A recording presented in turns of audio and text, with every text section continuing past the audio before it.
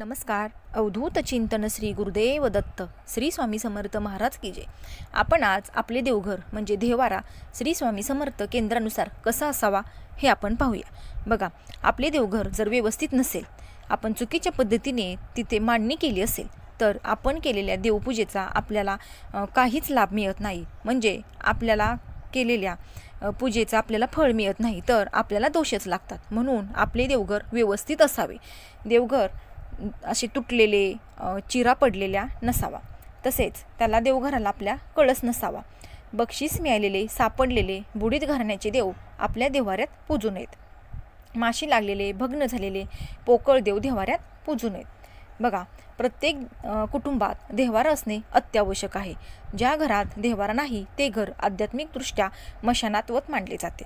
आई वडिलांपासून मुलगा स्वतंत्र राहत असला तरी त्याला आपल्या कुटुंबात स्वतंत्र देव्हारा आवश्यक आहे. नित्य देवपूजेशिवाय कौटुंबिक जीवन हे एक प्रकारचे असुरी जीवनच ठरते. ईश्वर साक्षीने चाललेला संसार हा चतुर्वेद विष्णू संसार असल्याने शांती समाधान असतो. ज्या संसारात ईश्वराची नित्यपूजा अधिष्ठान नसते तो एक प्रकारचे चतुष्पादच म्हणजे पशुतुल्य ठरतो. कुटुंबाचे सर्व दैनिक व्यवहार हे ईश्वर साक्षीनेच व्हावेत. बघा, आपण जे कोणते काम करतो, आपण जो कोणता व्यवहार करतो, आपण संसार करतो, त्या संसाराला ईश्वरच साक्षी पाहिजे आणि त्यासाठी आपल्या देवघरात देव असणे आवश्यक आहे.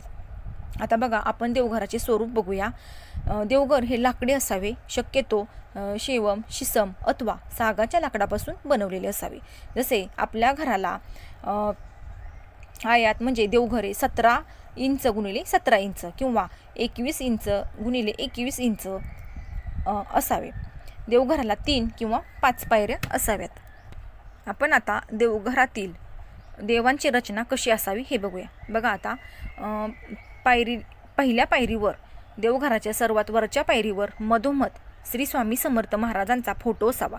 फोटोसमोर तुमच्याकडे श्री स्वामी समर्थांची मूर्ती असेल तर मूर्ती असावी. स्वामींच्या डाव्या बाजूस श्री कुलदेवीचा फोटो असावा. श्री स्वामींच्या उजव्या हाताच्या बाजूस श्री देवतेचा फोटो असावा.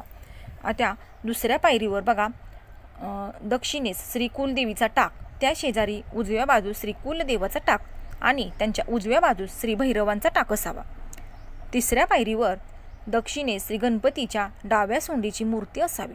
त्यांच्या उजवीकडे श्री रंगनाथ म्हणजे बाळकृष्ण यांची मूर्ती असावी.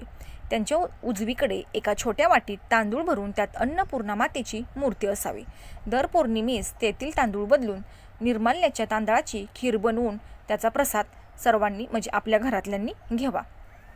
बघा, अन्नपूर्णा देवीची मूर्ती ही तांदळातच स्थापन करतात आणि तांदळात स्थापन करताना ते तुटलेले फुटलेले नसावेत. अखंड तांदळ पाहिजे.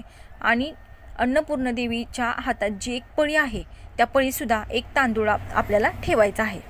तो सुद्धा अखंडच ठेवायचा आहे.